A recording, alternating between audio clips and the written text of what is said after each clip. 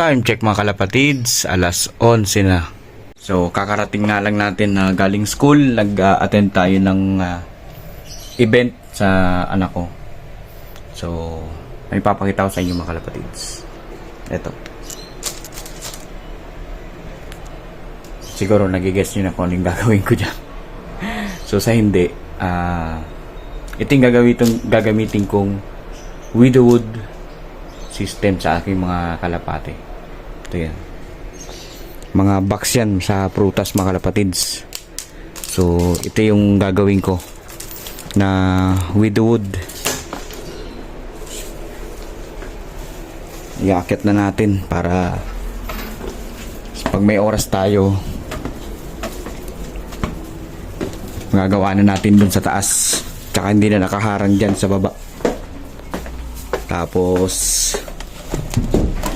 habang walang tao dito sa 4th floor, kasi di ako nakakakit dito pag may tao mga kalapatids. Yan.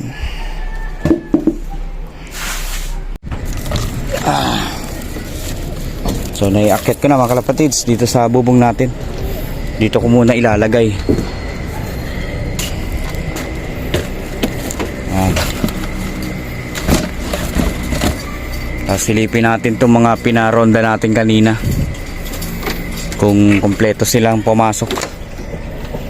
Ilalak ko na rin yung lock dito sa ating trapdoor para ay may ibon pa sa labas mga kalapatids, pero okay lang yan, papasok din yan. Makapasok naman sila pero hindi sila makalabas, kaya kailangan ko pa rin itong ilak. Merong ibon sa labas ngayon lang kasi nakalabas yan eh, ano, si ano natin, maskarado. Yan, kumpleto naman sila, pinaronda ko sila kanina eh. Tapos sa update ko na rin kayo dito sa ating dalawang young bird. Ayan o, white flight na blue bar. So sila yung naka BBC natin na sing-sing ring band. Tapos dahil may young bird sila, iniwanan ko ng pagkain na yan, para pag nauubos, pag nagagalaw nila, nagre-refill yan mga kalapatids. Diniskartehan ko lang para hindi maubusan ng isusubo yung magulang. Ayan o, nagre-refill yan mga kalapatids. Kasi kung mauubusan lagi ng pagkain, magugutom yung mga young bird natin. Yun.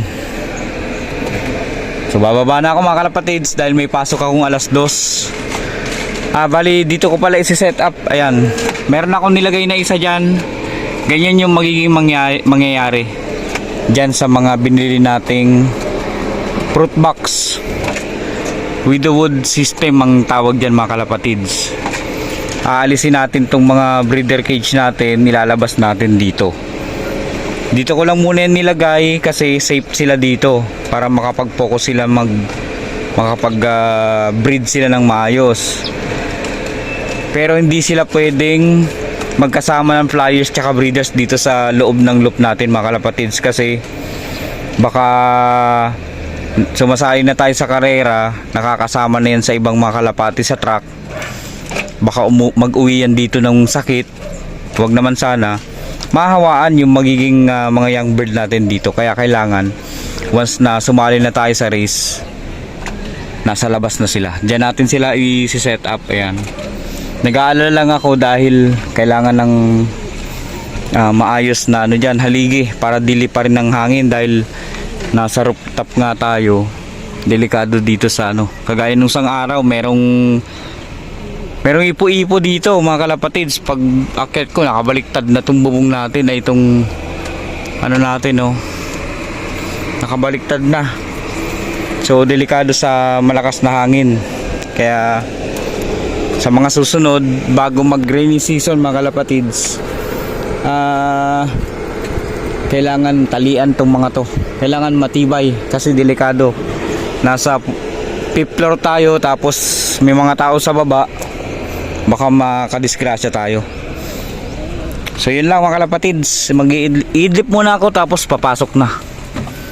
Yan, dito ko muna to iiwan, tatali ko na lang para hindi lipa rin ng hangin kung sakaling lalakas yung hangin dito sa taas. Salamat!